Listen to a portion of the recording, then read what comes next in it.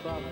When I'm in the arms of the one I love. Oh, happiness, come on, happiness, the greatest gift that we possess. I thank the Lord that we've been blessed with more than our share of everybody.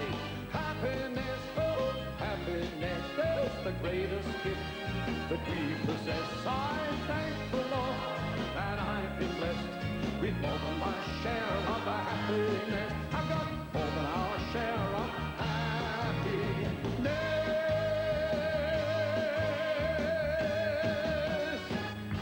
Happiness for you!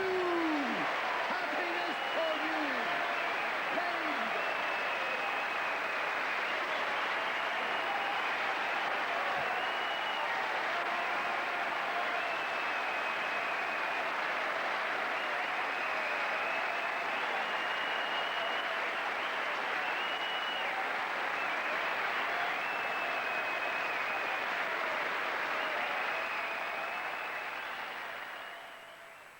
There's something out there waiting for us, and it ain't no man. Arnold Schwarzenegger in Predator, tonight at 9:40. In The People tomorrow, get your Christmas TV first. The only free glossy Christmas and New Year TV guide. Free in The People paper. Install Smart Heat now and pay 6 months later. For more details, dial 100 and ask for free phone Smart Heat. Safeway is the only supermarket that has the new Easy Steer trolley. Now, I don't think we indicated, did we, Mum? Safeway, lightening the load. Let's see Saturn. Doing your homework? Yeah, nearly finished. Education programs are out of this world with a Pentium processor inside your PC. And now, Kirathi system. The Intel Pentium processor. He needs power to take the title. He steps up to the Programs like PGA Tour Golf really swing into action with a Pentium processor inside your PC. Yes! All in one! The Intel Pentium processor. Freddie's back, and this time he's madder than ever. She blonde hair, good looking, trying to get me hooked with somebody, settle down and get a home around the book. Too much monkey. Freddie Starr, live and dangerous, out now on video. It's unbelievable. And very, very rude. Look at me. Look at me. I did it to make him like me, but he just hurt me even more. He's not white, so being innocent isn't going to help. Please, look where you're going! Please, hope not. How could you love you when you despise yourself? Everything else pales into insignificance. Even you. A shattering realization in Cracker, Monday at 9 on Granada.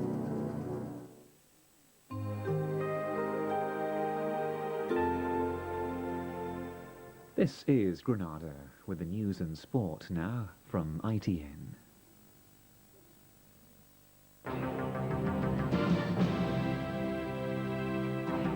Good evening, this is the news and sport from ITN. Tonight's headlines. The first pictures of the moment fire struck the Achille Lauro. Survivors speak of their ordeal. A gun is found inside Strangeways. Prison staff may have been involved. And the Saturday night sports headline. The Barbarians defeat the Springboks in the traditional end-of-tour finale. The first Achille Lauro survivors to reach land have been reliving the terrifying moments the liner caught fire. The 71 passengers and crew, including some Britons, had spent 4 exhausting days at sea after being forced to scramble for their lives in the Indian Ocean. Among those arriving in Djibouti this afternoon, elderly passengers who'd risked their own lives to save others. These are pictures of the last hours of the Achille Lauro. Thick smoke coming up from the vents leading from the ship's engine room where the fire first started. Just as a precaution, they were told, passengers were brought up on deck as the crew simply emptied buckets of water down the shaft and formed what seemed to be a very casual bucket line with only one masked firefighter to be seen. Already the ship was beginning to list, indicating that water was already filling the hull. 5 hours later, as the order was given to abandon ship, the first flames were showing midsection around the funnel. This afternoon, 4 days later, the bulk carrier Badu sailed into Djibouti. It carried those who for a time thought they might never see land again. It was not exactly home and dry, but it was good enough after what they'd been through. The person in the cabin next door to me alerted the fire alarm and said that was the first I heard, and screamed that there was smoke in their cabin. Well, they took us all around the boat, and then down. We went down the lift raft, which was with a lifeboat. We were both there, and all of us were there. 76-year-old Tom Mitchell from Oxford was thrown into his lifeboat. The only way they could do it was to lift you bodily and head first you through a window about, you know, a metre, 3/4 of a metre by about half a metre. Boom, right through to the other side. I dropped down first, and as I hit the water, two were there to pick me up. And then, of course, it was pushing me into the little raft, and then he came just after. And when I came over to put my foot over from the deck to get the ladder, there was just no ladder. Nothing, and he And I just went down and hit the water. My wife nearly passed away, so I said, think of our grandchildren, and you have to go, and you have to go first. I'm not going before you. Bert and Catherine Phillips are from Essex. It was an absolutely terrifying experience. People were obviously, but there was no dashing here No or panic. dashing for the boats or anything. Everybody just went where they were told and did as they were told. And told, you've got to get in that one, that one. The first survivors to reach land, and they came down the steps gingerly, praising those few who kept order from chaos in those frightening hours of smoke and fire. Away from the fear, away from the heat, the sunburn, the cramped quarters, above all, away from the sea. This has to be one of the most remarkable sea rescues in recent history. Now it's home, and by air. Michael Nicholson, ITN, Djibouti.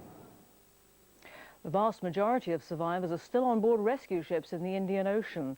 600 passengers and crew, including many Britons, are sailing to Mombasa in Kenya. We'll report on their arrival in our bulletins tomorrow. Here, prison officials are investigating whether a member of staff helped smuggle a gun inside Strangeways jail in Manchester. The weapon had been hidden in a washroom in the accommodation ring. Labour says the incident reveals another serious bungle in Home Office prison policy. The regime at Strangeways back to normal tonight. Prisoners have been locked in their cells for 36 hours while the search went on. Acting on a tip-off, staff found a handgun hidden in a washroom, a room to which only about 40 inmates had access to. Officials are investigating the possibility that a member of staff may have been involved. Well, certainly a breach of security of this sort is an extremely serious matter, and I'm very concerned about it. We have already taken some steps to reduce the likelihood of this happening again, and we will look very eagerly for the outcome of the inquiries to see what else needs to be done. There may be lessons from this for other prisons in Strangeways. Since Britain's worst ever prison riot here 4 years ago, £80 million has been spent on rebuilding Strangeways. All visitors have to pass through an airport-style security system. Opposition MPs say this latest incident underlines the Home Secretary's lack of grip on prison security. To be able to get a firearm into a prison like Strangeways, if they can get it into a prison like Strangeways, they can get it into every prison in the country. Investigations have been launched by both the police and the prison service. It's understood no one's yet been arrested or charged. Chris Kiddie, ITN, Manchester. Bosnia's Muslim-led government today joined Bosnian Serbs in dismissing the latest peace plan as unacceptable. Under it, Bosnian Serbs would forge closer links with Serbia, but would not win sovereignty. The plan was proposed by the five-nation contact group. Bosnia's cruel war continues unabated in the face of this renewed and frantic diplomatic offensive to stop it. But as Douglas Hurd prepared to take the latest peace plan to Belgrade today, the mainly Muslim Bosnian government was already dismissing it as unacceptable. The Bosnian Serbs currently control 70% of Bosnia. Under the contact group plan Douglas Hurd's pushing, they'd have to hand some of it back, leaving them with just under 50%. But they'd be allowed to link up with Serbia itself. We all agree that the contact group plan, with its 51-49 division of territory, must be the basis for a settlement of the conflict. But Russia's use of its UN veto to help its Serb allies late last night is further proof of diplomatic disagreement. On Monday, the CSCE group will step in where the UN and NATO have so far failed. The UN stand for a negotiated settlement may have won the day at yesterday's contact group, but few are optimistic it'll win support where it matters most, in Belgrade tomorrow. The Ulster Unionists confirmed today that they won't support the government in Tuesday's Commons vote on increasing VAT on domestic fuel. The vote could be very close. Several Conservative backbenchers are also threatening to oppose the rise. The colder climate and thus higher fuel bills in Northern Ireland mean the VAT increase is deeply unpopular in the province. So today's confirmation that the Ulster Unionists will vote against the rise puts the government in real danger of losing. Because we have, on previous occasions when it did matter, vote against the extension of VAT, we'll do so again. Across the Irish Sea, Labour leaders in Scotland were organising a petition on VAT. With Tuesday's vote now on a knife edge, they're challenging Tory rebels to back them. The Conservative Party is split on the issue. If they were being honest, they would vote with us on Tuesday. And Tuesday is now VAT day for this country. Rebel MP Richard Shepherd may have been expelled by Tory bosses, but he got a warm reception from local Conservatives celebrating his birthday, which falls on Tuesday, the day he'll rebel again on VAT. It's a question of fairness, and the old Conservative settlement was that you never taxed unfairly. If the government loses, MPs will be able to reopen the whole question of the VAT increase. The Reverend Ian Paisley says he'll destroy any Northern Ireland Assembly set up as part of the peace process. The Democratic Unionist leader said he wouldn't have anything to do with the three-way talks between Northern